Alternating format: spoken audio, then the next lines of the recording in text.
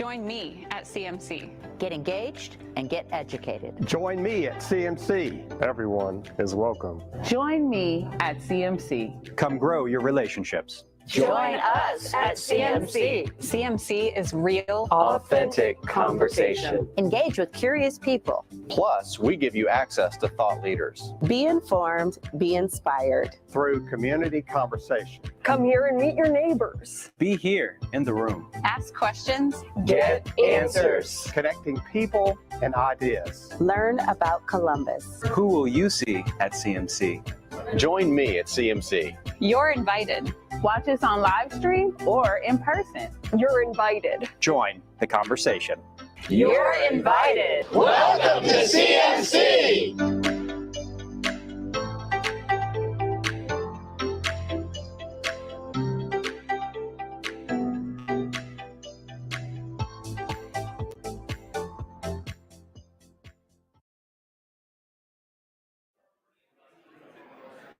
Good afternoon.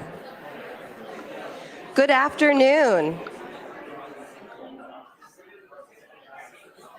Good afternoon. Third time's a charm. Good afternoon, everyone, and welcome to the Columbus Metropolitan Club. This group was founded in 1976 by 13 visionary women leaders, and CMC's mission is to connect people and ideas through community conversation. To carry out its mission, CMC explores public policy issues, current events, and lessons in leadership at forums like this one every single week. From its beginning, CMC has welcomed everyone. I'm Kristen Easterday, Director of Communications and Public Affairs at the Columbus Regional Airport Authority, and I'm also a member of the CMC Board of Trustees. I am so pleased you are all with us today. Let's begin by meeting our newest CMC members. We love our new members. Please welcome Unisha Dickerson with Caterpillars to Butterflies, Molly McGuire with McBride Consulting, Derek Ransom, and Chris Malone with Key Bank. Welcome to CMC.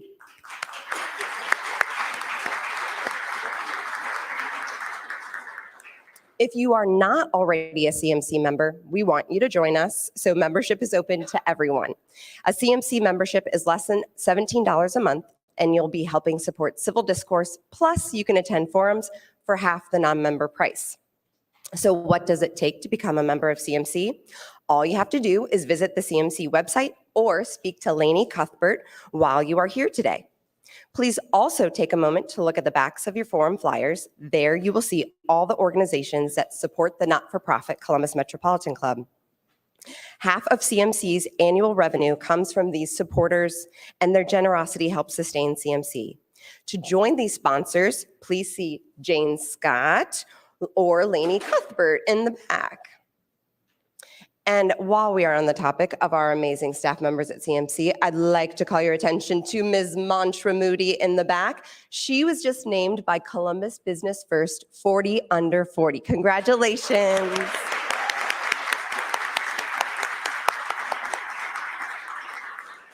She doesn't like the spotlight, but the spotlight likes you. So let's take a moment to thank the Grange Insurance Audubon Center and its amazing staff for their ongoing support. And thank you as well to the Center for Human Kindness at the Columbus Foundation and the Columbus Dispatch for presenting today's live stream, which is carried on CMC's social media platforms. So let's thank all of today's supporting, smart. All right, into the meat of today. According to a report from the federal EPA, Ohio's climate is changing and getting warmer.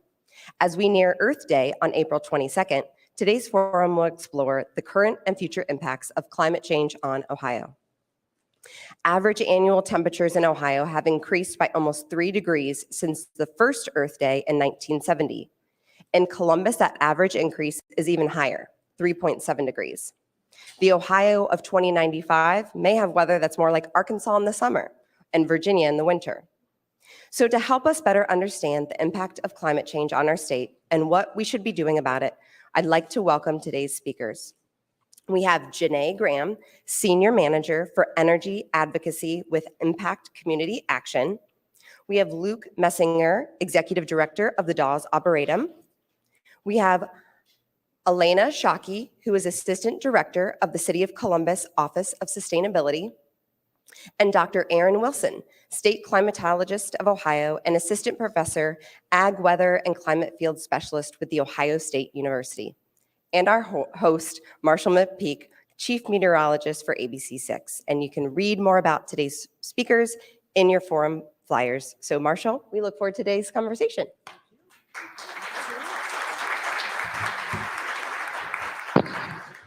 We could not have asked for a more beautiful day. Well, maybe it was a little better yesterday because there was a little more sunshine, but still, we'll take it. So thank you for having us today. This is going to be a great conversation, and we're going to dive into some science talk today. We're not going to get completely nerdy, but we will talk some science today. But more importantly, we're going to look at the human aspects of what's happening with climate change and how this is affecting actual people in our communities. So the science on this is actually pretty clear. We have the numbers, we have the data, thanks to the Bird Polar Research Center at OSU. We have 10,000-year-old air samples that we can actually compare to what we have out there today. So the fact is that scientists can objectively right now show that our atmosphere is changing and that it's causing shifts in climate around the globe. So today, for the purposes of our discussion, we're going to make a few assumptions. And those are climate change is real, climate change is happening, and climate change is already having an effect on our populations, so we need to address it. Those concepts are intrinsic to our conversation today. If you'd like to debate that, that's a conversation for a different day. The experts on our panel are actually seeing what's happening on the ground in real time, what's changing, and what it means for our society. So that said, right off the top, let's jump into why this ruffles so many feathers, which seems appropriate at Audubon, right? Senate Bill 83 is working its way through the Ohio legislature as we speak, and it is in a Senate committee. It is called the Ohio Higher Education Enhancement Act, and its intent is to influence the operation of colleges and universities that receive state funding. The bill would influence how certain topics are discussed in university classrooms, and it specifically mentions climate change as a topic of political controversy or as a controversial belief. So let's start with that with our panelists. Panel, tell me what you think. And Aaron, I'm going to start with you because you're in some of the university community there. Is climate change science or a belief? Yeah, so absolutely, science is the fact, right? It's the scientific evidence. Climate change is real. It's happening. I would go as far as to say those aren't assumptions of today's conversation. As a scientist, we have the evidence that proves that.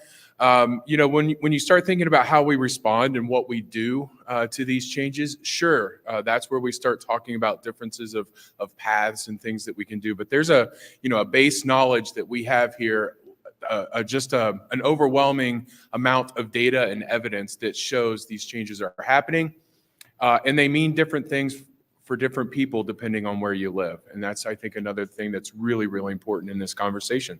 Janae, how do we move that from belief to actionable item?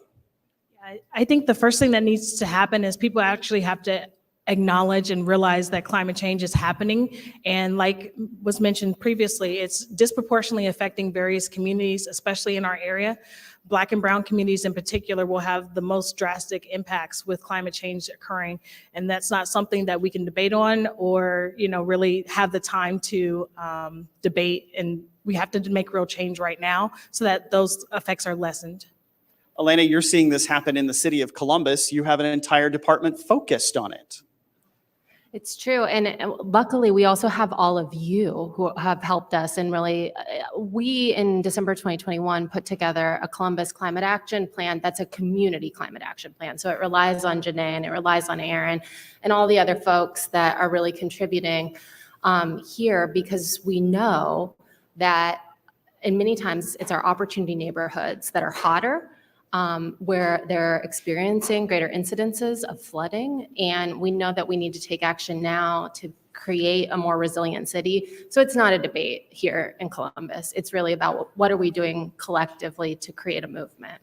Luke, what are you seeing at Dawes? Are the species beginning to react to what you see in the field? Absolutely. One of the things we're starting to see is tree decline. And we can observe this. We've been seeing this through the 70s, where a lot of the hardwood forests that we're seeing are losing particular species, or they're in stressed situations due to the extreme weather conditions that they experience.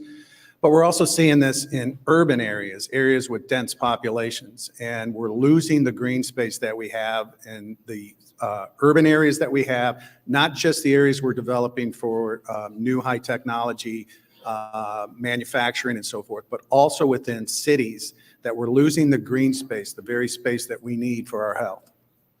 So we're seeing these changes happen. So let's talk about how that's affecting actual people. So I want to start with Aaron again, because there's something that you encourage people to do, and it doesn't matter whether you're rural or urban, you're encouraging people to actually think about your climate change. So you're making it very personal. What does that mean?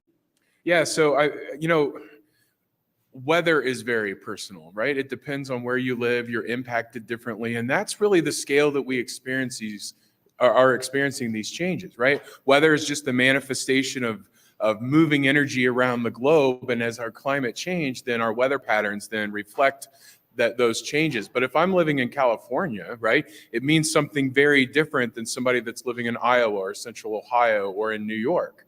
And even though we can have similar climate trends and actually have different climate trends, we can be impacted differently, even within the county, a single county. A farmer may not be impacted exactly the same as somebody who lives downtown or in the suburban areas or close to a river or things like that. So it's really complex. There's a lot of layers to it, right? And when we think about one of the main drivers or one of the main changes we're seeing here in Ohio are the extreme precipitation events, right? Think about Reynoldsburg last year. Think about Fort Lauderdale that just happened the last couple of days. Highly isolated events, right? You may not, you could have lived within 30 or 40 miles of Fort Lauderdale, maybe not even known it was going on. And so that's why I always talk about the personal nature of what's happening to our climate. Do you find people are surprised when you ask them to do that? What surprises do they find when they say, this is my climate change? Yeah, so it really starts with the challenge of thinking about, okay, if, how are things changing in your backyard? Tell me why or why not, right? And a lot of times if people take a second to just slow down and think about, things were different back in the 70s or 80s. And of course, that's a short period of time. Right? Climate change talks about much longer periods of time. And so getting into the differences between weather and climate, but that's what I think this helps us do, is to understand how they're related, how weather and climate are related, but also how they're different, right? And climate averages, let's think about this, December 23rd. What happened December 23rd, right? We went from 42 to -8 in about 12 hours, right? But guess what? We had our second warmest winter on record since 1895 this past year. That's the difference between weather and climate. Now, if I asked you on December 23rd, your answer might be different based on what you're experiencing. And so I think that's why it's important to really start there in the conversation. So let's get into some of that personal experience then. So Janae, let's talk about impact community action. You're working with the city and you're working with individual neighborhoods to reduce the effects of climate change at a very local level. So where it's affecting real people on a regular basis. That involves a concept called climate justice. So explain what that means and how that relates to some of our local communities. Perfect. So to me personally, climate justice means having the environmental know-how and knowledge to make an informed decision based on equity. I believe personally we have to have equity before we can have equality when it comes to these type of conversations, because it requires so much. Different neighborhoods, for example, have already disproportionately been impacted by industrialization, racism, systemic racism, redlining, these type of systems. So remedying those things must happen first before any kind of equality or any kind of plan can be made. And so what we're doing at Impact, the reason that my position even exists in the first place is because we noticed that there were a lot of folks coming to us for assistance for things like weatherization, like utility help because they couldn't afford their utility bills, and they have such high energy burdens that they're spending upwards of 10%, for instance, on their energy bills just in 1 month. So imagine spending 10% of your income in 1 month just to pay your electric and gas. That's drastic for a person that doesn't already have the money and funding to take care of their families and their children. So that's kind of how Impact has gotten into that space. And what we're doing now is we have a lot of exciting projects to help kind of remedy some of those problems and issues that we kind of discussed a little bit further. One project that we have in particular is a Miramart for a Solar grant, which will help with our workforce development programming, where folks from opportunity neighborhoods that are Columbus residents, that are young adults, get the opportunity to get green and construction trade experience to go out into the field that historically has been underrepresented from people that look like me, like women, African Americans, young people, for instance. And this training allows them to get a job that pays a living wage to prepare and help their families to navigate this change that we're experiencing. Is there anything that we can do as community members to help push climate justice forward? Definitely. Oh man, that's a long list. How long do we have? Man, first and foremost, just recognizing that your experience is not someone else's lived experience, that the things that we collectively do as a group affect others, and sometimes in a more exacerbated way.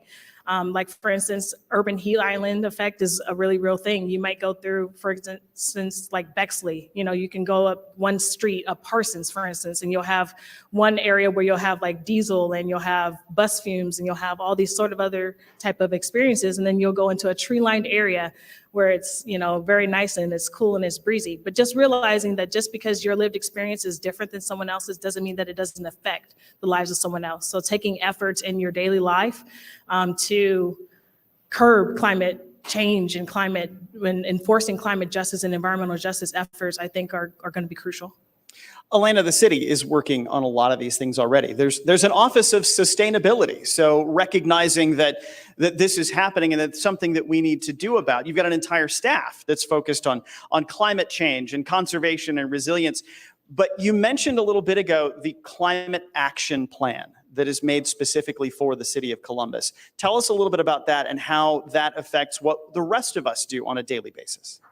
That's a great question. And I just, want to second what Aaron and Janae said about trusting people and trusting their experience, because that is really what the Climate Action Plan is rooted in, right? It's rooted in equity and the idea that people know their climate experience, but they haven't yet maybe established the vocabulary to really be able to talk about it, right? And the more that we talk to one another about our experiences, the more comfortable we feel, where we don't feel like, well, I don't really know enough and that's highly scientific, so I'm not sure that I feel comfortable talking to my neighbor or talking to, other folks in my community about my climate experience, right? And so that's something that the Climate Action Plan seeks to do, right? It seeks to raise awareness in our community that climate is a challenge, and as part of that challenge, work to reduce our greenhouse gas emissions. So we've set a very bold goal that is aligned with science that says that we need to reduce our greenhouse gas emissions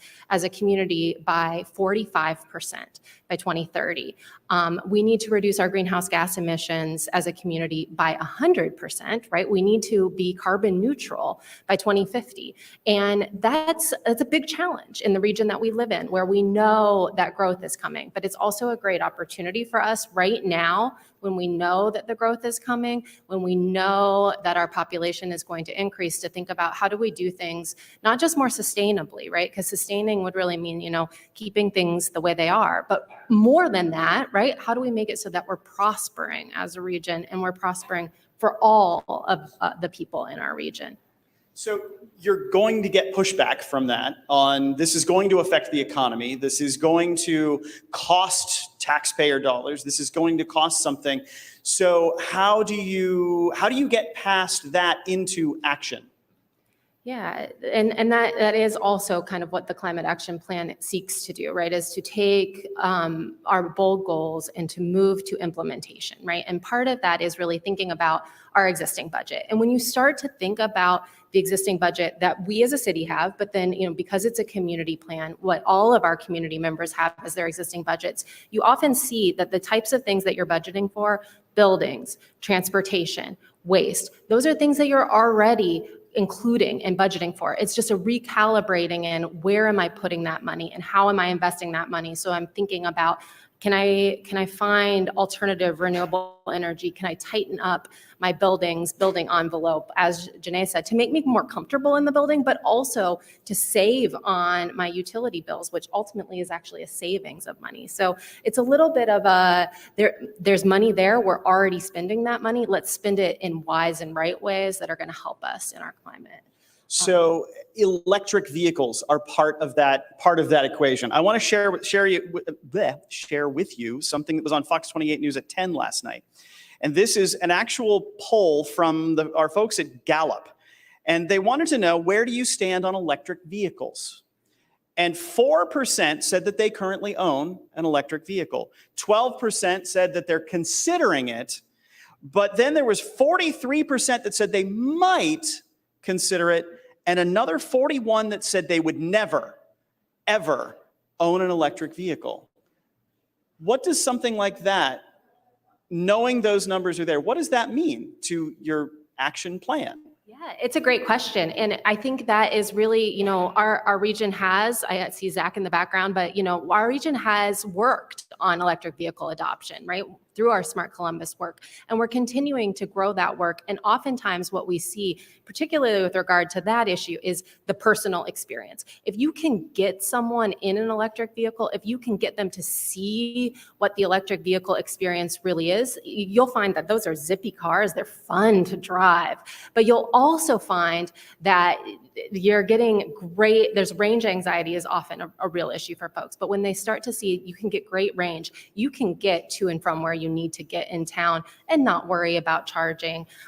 You'll find that there are hybrid options for folks. I own a Pacifica that's a plug-in Pacifica, and it is great, right? I can get from here to there all week on all electric, and it's really only on the weekends that I'm using my gas tank. But it's that personal experience again, right? It's the need to actually see, touch, experience the electric vehicle that we think changes the hearts and minds. Luke, you're out in Licking County. We've heard there's a project that might be happening in that neck of the woods. So what do you see in terms of new developments coming into that area, and what effect does that have on a place like Dawes, where you are very environment conscious? Right. Excuse me. We've been working on population coming out our way. We're not that really far from Columbus. We're about a half an hour drive. That's just like going up to Polaris or something like that. But we're part of the Central Ohio landscape. And so what our impact is, or what our knowledge base does, is to research, again, the plants that are best used for whether it's a new development, and even in urban environments, what are the best trees to use in those situations? Because planting 500 million trees isn't going to solve this. It has to be a comprehensive gathering of thought leaders that think of every aspect of what happens as our experience with climate change goes. So with Dawes, our biggest thing is try to get at the table as far as planning goes, land planning, green planning, but also retroactively planning to go into an area. And as was mentioned, you can go on Google Earth, look at the greater Columbus area, and identify the neighborhoods based on the canopy structure. So we have to invest in those things. And it's not a matter of just planting trees. It's a decent plan. Right now, our scientists are going down into southern Ohio River Valley, collecting trees or seeds that have been exposed to warmer temperatures, bringing them up to our area, growing those trees on in hopes that they're going to be more resilient, they're going to be longer lasting, and be much more resistant to any of the decline that we're seeing from those extreme weather changes. So it's working on a number of those layers. We've known that this has been coming for quite some time, and we've been growing trees for that. But now it's a matter of taking our education and taking our knowledge out and making that accessible, like we call it the green belt, going beyond the borders of the Arboretum and having an impact on our communities. And that includes Columbus as well. So much of what we're doing now is how can we help with the greening aspect? And again, that's not the only answer. It has to be part of a comprehensive approach that deals with people where they're at, deals with the experiences that they have, and coming up with a plan that can best do that. But it takes quality trees. It takes knowledge and planning, the right tree in the right spot. And so bringing that type of information to the table, we're always willing and able to participate with a number of organizations. Luke, when you sit down at the table with a developer and you have some ideas about what they need to bring in to achieve some of these goals, that costs money. What kind of pushback do you get? There is. Less now in some situations than there was in the past. There seems to be a little bit more receptiveness to green space and to sustainability as far as the landscape goes. That's what we're dealing with. And using Ohio native plants, the best plants that are tolerable for our conditions and so forth. So we spend a lot of time trying to come to the table. Sometimes when a developer is trying to get every square foot into a usable space, that becomes different. Landscaping, trees, greenery, and so forth is usually at the end of the conversation. It's very insignificant for what the use of that particular property is going to be. So it's a matter of education and really working with land planners, really working with architects, really working with landscape architects to really utilize a more holistic approach toward using trees in the landscape and for what purpose. And it combined with a reduction in fossil fuels use. We still have to deal with the CO2 that's in our atmosphere now, and the best way to do that is through plants. So the right plants for the right projects and significant and enough plants need to be included at the table, along with all the other discussions that are taking place. So you mentioned that there's less pushback now than there has been in years past. Aaron, what do you find in teaching? Are you dealing with a different attitude from a younger generation than from maybe older colleagues? Yeah, so my experience, I spend a lot of my time through extension actually engaging the agricultural community throughout Ohio. So it typically is still a larger, older, more conservative group. And I can say over the last 5 to 6 years that I've been involved in that work, attitudes have transformed quite a bit, pretty significantly. I can talk about stories of going out and giving presentations and being laughed at during presentations to folks coming back year after year now saying, this is what's happening to me. Again, that personal story. What do I do? How can I build the resilience? What do we possibly do? And at times, when I challenge them and I say, if I told you tomorrow you're going to have 5.5 inches of rain in 2 hours on your field, what are you going to do today? We don't have all the answers to help, build the type of resilience I think we're looking at right now, right? So it's having those engagements, and through those engagements, I've seen a shift, a more acceptance of, certainly we can get into the terminology and the words used. I think, Elena, you made a great point about sometimes our obstacles is really the language that we're using, right? And so you've seen that in our climate science, from global warming to climate change to extreme weather. And it's because we're trying to get comfortable with those terms, and those terms mean something different to everyone. So if we embrace that the changes are happening, no matter what you call it, you can call it Clint Eastwood or whatever you want to call it, whatever's happening, Chuck Norris, right? Chuck Norris is greater than climate change. Whatever you want to call it, if we're embracing the fact that it's having a personal impact, I think that changes attitudes. Janae, does that language make a big difference in the communities that you're seeing? So I think communities that I'm seeing don't really know the terminology, but they know the effects. Personal example, I grew up about a quarter mile from a landfill in Dayton, Ohio. Those type of effects, having that, being downwind of a landfill, imagine what that's like in the summertime when you're trying to have a party as a kid. In the Columbus area this past summer, you have all the outages and people that lost, refrigerators full of food that they maybe had to use supplemental services to get in the first place. So imagine what that's like for a family. Those kind of emotional touch points are what make a big difference in how we shape climate change and how we discuss environmental justice, because people in certain situations, especially populations that we see in and out of our doors at Impact, may not know the terminology. They may not know, what word matches with what, the science behind it. They just know that it affects them personally. Can I? So a colleague, Jason Cervenak, and I have been having, good conversations this week even about perceptions in Yale and the Six America studies. If you're not familiar, I think that's something that you would encourage you to check out. And it's a long-term study of people's attitudes, right? But just the perception of a lot more people embrace that changes are happening than we perceive others are actually embracing that change.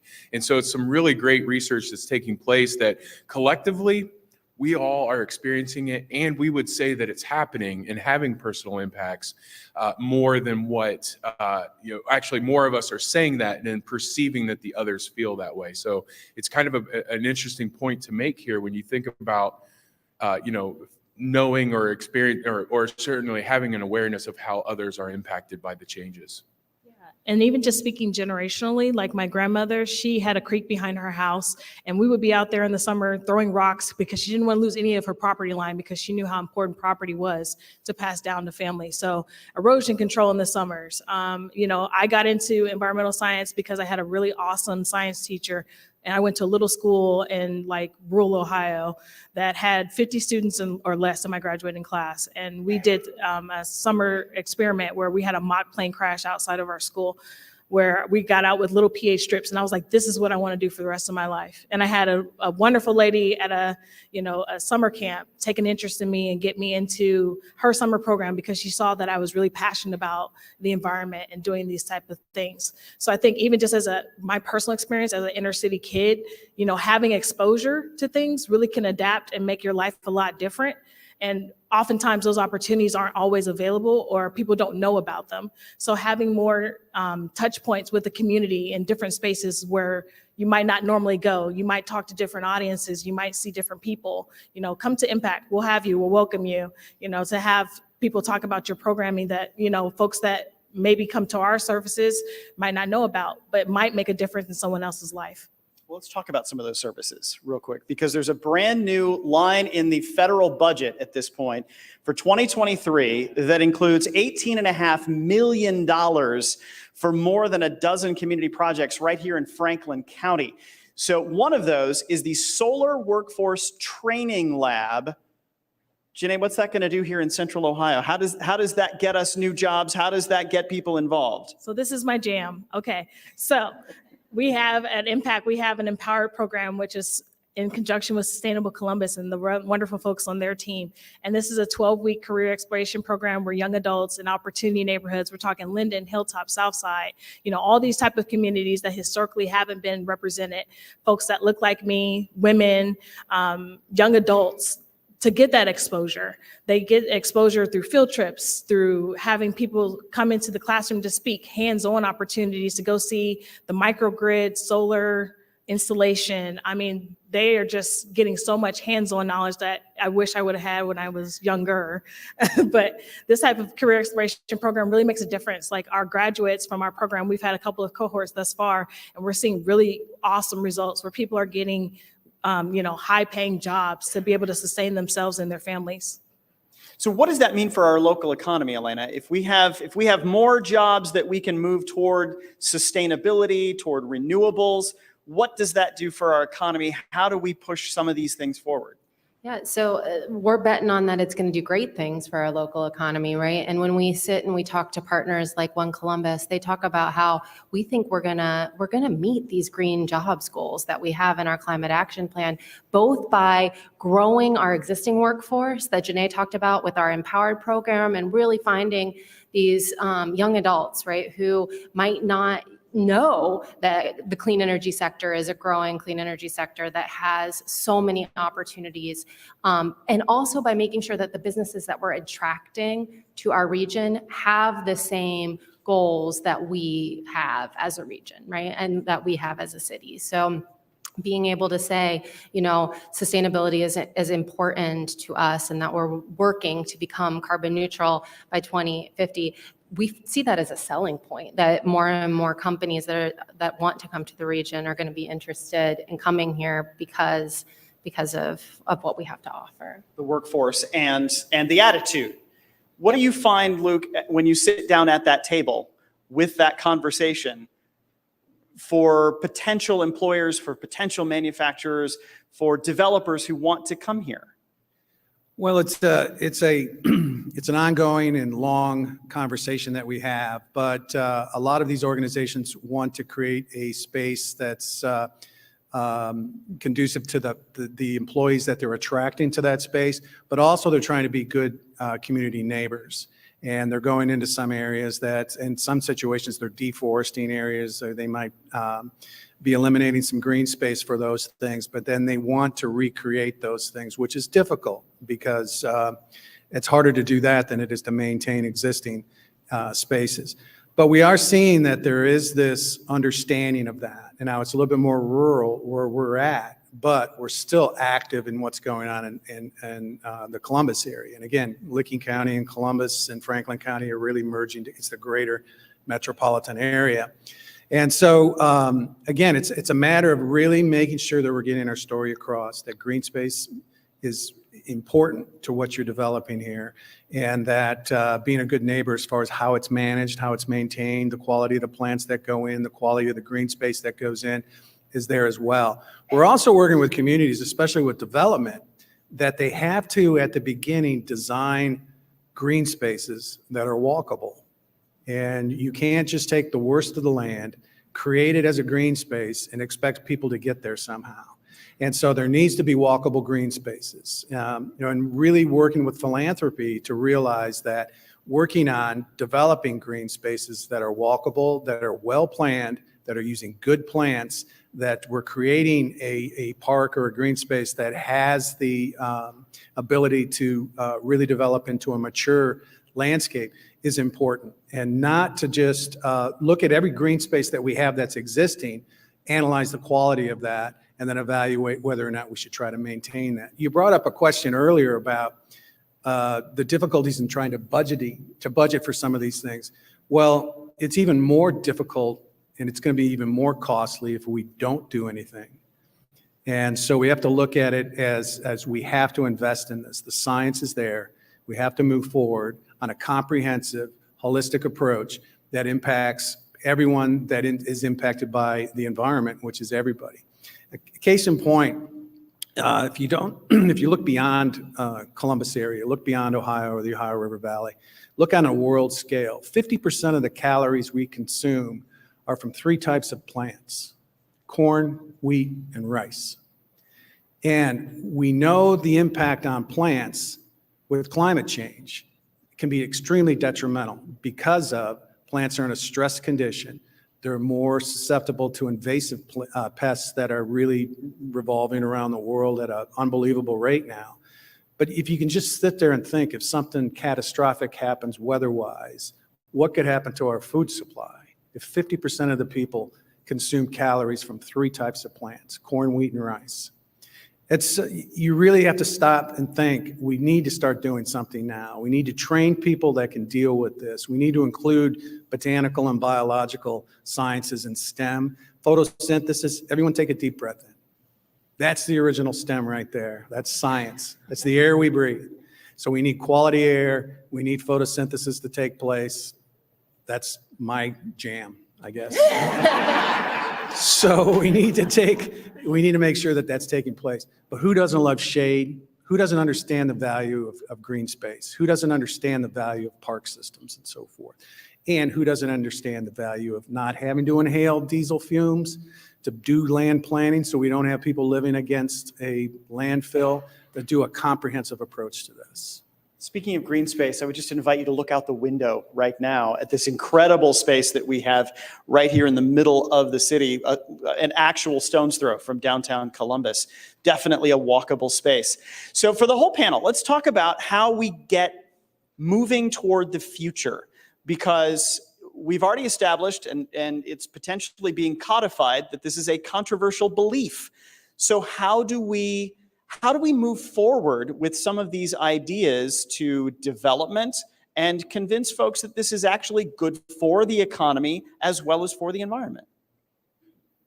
Aaron? Yeah, I would say, I think I try to meet people where they are, and what I think when I think from, I'll draw on the agricultural side of things. A lot of things that farmers are doing are already climate smart. Climate's making them that much more important that we continue to do that. It's about water management, land management, resources, and energy management, and all of that is a place where we can. And I think Elena, you mentioned it. When you think about the energy savings, that's a place. Not a lot of people don't want to participate in saving money, right? And so that is certainly, I think, one avenue that we look toward to get more participation. I think, again, you have to make sure you have to demonstrate that both the impacts are happening to them and that also the benefits, and there are opportunities to that if we are good managers of our resources, then we can create better outcomes for the future. And so I like to start there with action. We're going to take some audience questions in just a couple of minutes. So if you have questions and you'd like to ask those, you can step to the back. We have a microphone there ready for your questions. If you're watching online, you can type those into the chat and we'll be curating those as well. So before we get to those questions, can I still plant my tomatoes in the middle of May? Sure. Yeah, not quite. It's soil temperature. You might want to wait a little bit because it's, the whole thing, it's Ohio. And am I going to have to change the whole Forsythia thing and 3 snows after that because North Carolina is moving here? Is that what's happening? When you think about climate change, it's not all about, hey, we can grow really decent peaches here now and crepe myrtles and so forth. It's what we're going to lose. There's some decent plants. Yeah, Buckeyes. Decent plants we're losing. We're already in my career have seen this unbelievable decline in sugar maple trees, which is a standard backbone tree for hardwood forests in Ohio. We're already seeing it on decline. And one of the things that it just cannot stand, it loves cold temperatures and it can take hot temperatures. It can't take that freeze thaw. What did you say the temperature drop was in December? From 40 degrees down to 8 degrees or something like that. But it can tolerate the 8 below, but it can't tolerate 40 one day, 8 below the next day, 40 the next day. That's the impact. It's still looking at the entire ecosystem of a small change in average temperature throws the whole system off. It's the soil microorganisms. It's the understory of a forest. It's the pollinators. It's the wildlife around them. All of these things throw these systems off and changes these systems that are crucial. All life depends on natural systems. And we have to make sure that that's part of it as well. And now we need to do is to take the steps to improve, and we have to take steps to adapt to some of the changes that are already taking place, but we have to slow things down. We have to take action to slow things down. And there are varieties of ways to do that. We have a small line developing in the back of the room. I'm sure we have questions online as well. Quick note, just as a matter of respect for others, keep your question brief. We would prefer that you don't pontificate. Please have a question that does end in a question mark and bring it on. Mantra, who do we have first? All right, this is our first online question. Kathy Becker from Buckeye Environmental Network asks, Ohio has passed a state law and appears full speed ahead on fracking our state parks. How is this compatible with addressing the climate crisis? Elena, how would the city deal with that if it were happening in this metro park? It's a great question and a hard one, and Kathy, thank you for always asking the hard questions. So I think, what we would say, right, is that we are trying to move towards a clean energy transition, right? And a clean energy transition means energy from renewable sources. And that's what we want, right? It's what's sustainable. It's what's going to ensure that we don't see those greenhouse gas emission increases. We need to see greenhouse gas emission reductions.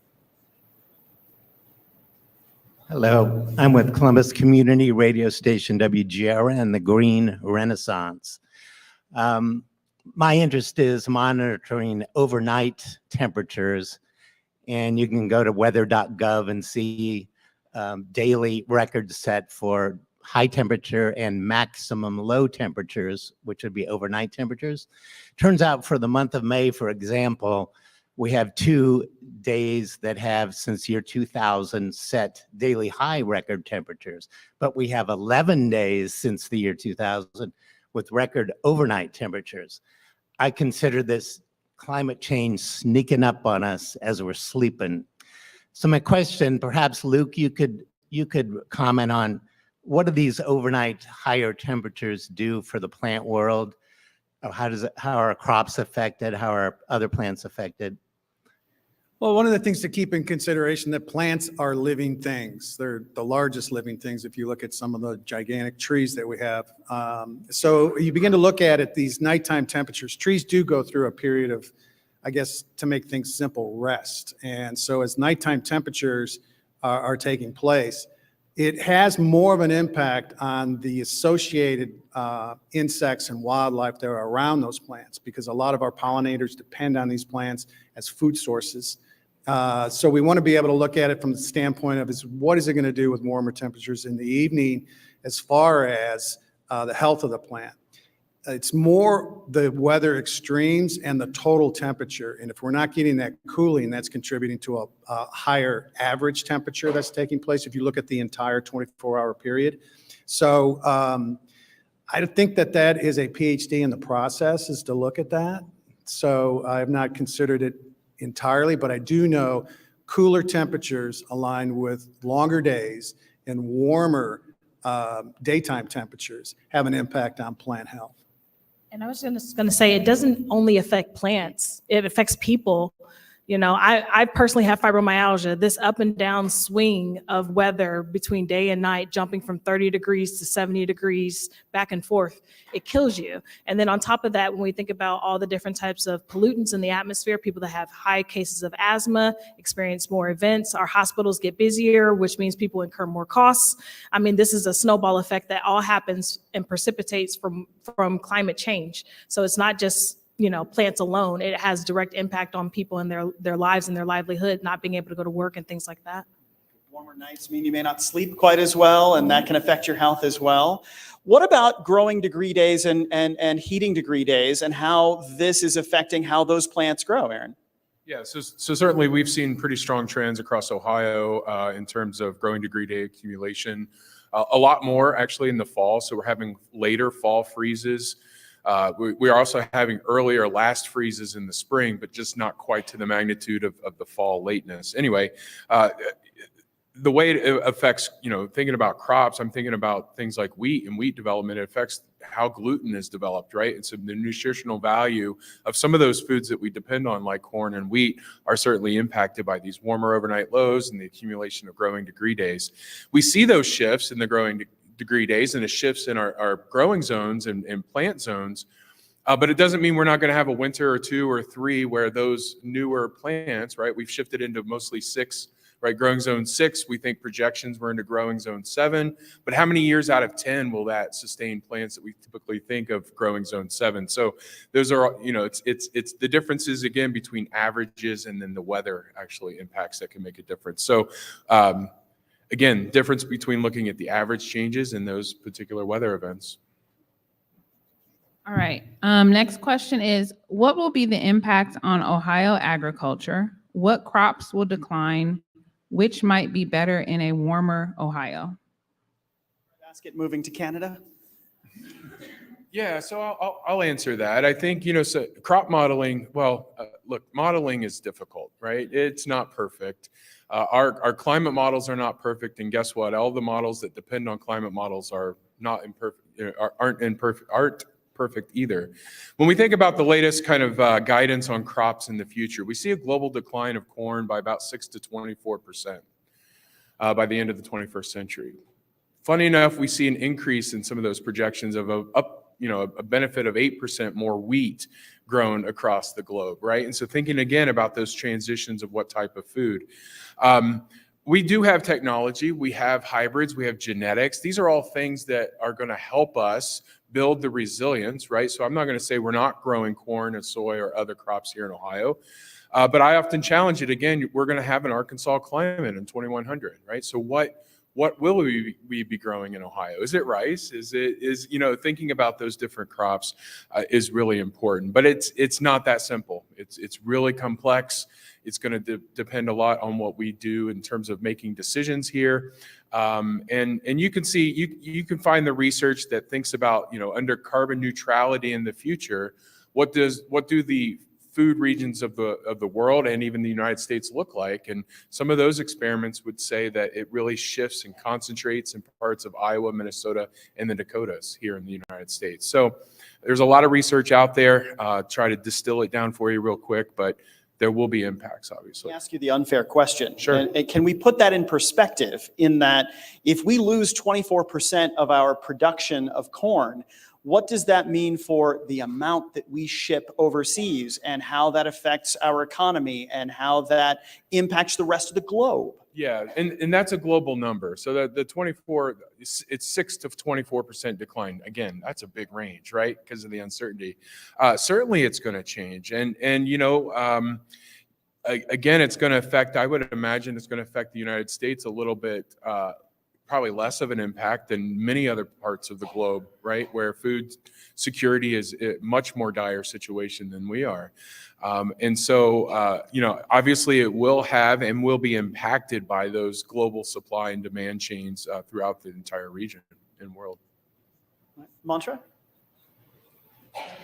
We consider scientists and policymakers and planners the experts in this context, but what does it look like to recognize community members with their lived experiences as the experts to inform effective climate adaptation in Columbus? So I'm going to start, and then I was talking to Janae that she'll go next. So I think that that's really critical, right? Recognizing people and what their experiences are and collecting those experiences. One thing that the Impact team and the Sustainable Columbus team have been talking about is that we need to build out climate stories, right? We need to be able to have those to talk about. And so that's a project that we're working on. But the other thing that you may have sparked, but I want to make sure that I get in here, is that we have over 23,000 Columbus residents, Central Ohio residents, who have committed to taking action on climate. And those people are Green Spot members. And that's a great avenue. If you're looking for, what do I do today? This all seems really scary and really dire. It's not. The IPCC report tells us it's not. It tells us that we have all the technology we need to be able to address this big problem, and that we just need to accelerate and take more action. But if you are looking for what do I do today after I leave, become a Green Spot member, commit to taking some small actions in your life that are going to make a difference. But then you'll also join a community of folks that are also interested in being climate ambassadors. So I don't know if that is exactly your question, but I definitely wanted to hit the green spot. Does that lived experience make someone inherently an expert? I think everyone is an expert on their lived experience. So for instance, at Impact, we have a team of community advocates who I am humbled and graciously enough able to lead. And these are folks that live in our opportunity neighborhoods who talk with their neighbors about environmental issues. So it's a lot easier to have the cultural and respect for someone to talk neighbor to neighbor versus, me from Dayton coming to a neighborhood and having a conversation about environmental issues. We are able to have good partnerships with folks like Franklin County Soil and Water District to help with their community backyards program, where in historically disinvested areas, we're now able to offer people free rain barrels, rain garden vouchers, compost bins. It's all about forming partnerships and using the people at your disposal in the appropriate ways to network into community and neighborhoods. Mantra, how about an online question? Yes. So this question is from Kathy Ann Kowalski from Energy News Network and Ion, Ohio. What steps should Ohio lawmakers and regulators be taking to improve resilience to climate change impacts that they're not already taking or doing effectively? I'll chime in. I think there should be more community involvement around what that looks like for each community, because my community may look different than yours may look different than hers. So having that community buy-in and input, I think, is going to be drastically important. And when we talk about resiliency, because if people are, not aware that it exists or how to use it, resilience hub, for instance, appropriately, it won't matter in the event of an emergency or some type of event. So having that community buy-in and input from the very beginning, I think, is a policy change that could occur. Elena? Yeah, there's a whole panoply of things that we could talk about here, but one of the things that I do want to say is there's some exciting movement on the state level. Our Ohio EPA has raised their hand, and they've said that they're going to take federal dollars to develop a statewide climate action plan. And that's huge, right? It really is. And no matter how you message it or how you talk about it, right, which is something that they're going to have to work through, and we're going to talk about, I know, is that's going to create real opportunity for us in the climate space. And so there's some really positive places. Investing in energy efficiency is one that's really important to us. It's really important to our work with Janae. The federal government has done that, but when there are opportunities at the state level to invest in energy efficiency, I think that's really critical and really important. And I think Aaron is leaning in, so he's got something to say. Well, I as a scientist, typically, we remain based in the scientific evidence, right? I would just say trust the experts and trust the science, and lean into that science to let us help you in developing the resilience, right? Through the science that we are kind of sharing. So, Elena, if the Ohio EPA is leaning into this, there would seem to be a schism then between the EPA and the folks who actually pass the budget. So how do we bridge that gap? So, Marshall, I don't want to pretend to be an expert in all of the state politics and the workings between agencies and the General Assembly and how that works. But, it's about investing in opportunity. And I think that's the way, I don't want to speak for an agency that I don't work for, but I think that's the way that a lot of us look at this is, by doing the planning, you're investing in opportunity. You're investing in the opportunity to get additional federal dollars that are going to help with infrastructure and infrastructure planning. But I definitely don't want to speak to a schism between state organizations that I might not know enough about. One last question. My name is Brian Urbanski with the Aubrey Affordable Housing Foundation, and we work exclusively with low-income residents, and particularly the justice-involved community. And Janae, I know this is your jam. I want to thank you for all the help you've already given our residents, you and Bo and your whole team. It's been phenomenally helpful to them. And what I'd like to know is, as an organization, and I know many other housing providers, what can we do to get this information out to our residents so they can take advantage of your climate programs?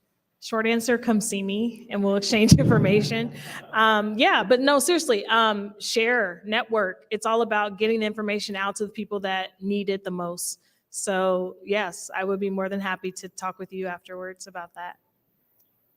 Great questions. Thank you so much for having us today. Kristen Easterday has a few concluding remarks, but thank you so much today.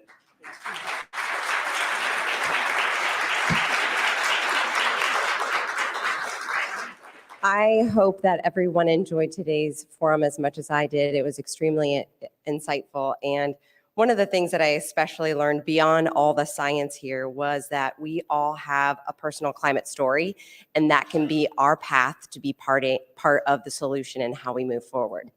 So thank you to Grange Insurance Audubon Center, our virtual seat patrons, and the Center for Human Kindness at the Columbus Foundation and the Columbus Dispatch for supporting today's live stream.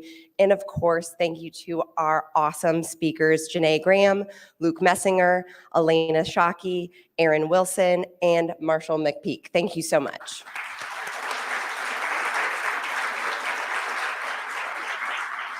So please make plans now to attend next Wednesday's forum, as we will welcome David Jitsvitska from the United Nations right here at the Grange Audubon Center. So please take a moment to also answer the short survey that is in your forum flyers. And thank you to everyone. We could not do this without you. Have a great weekend.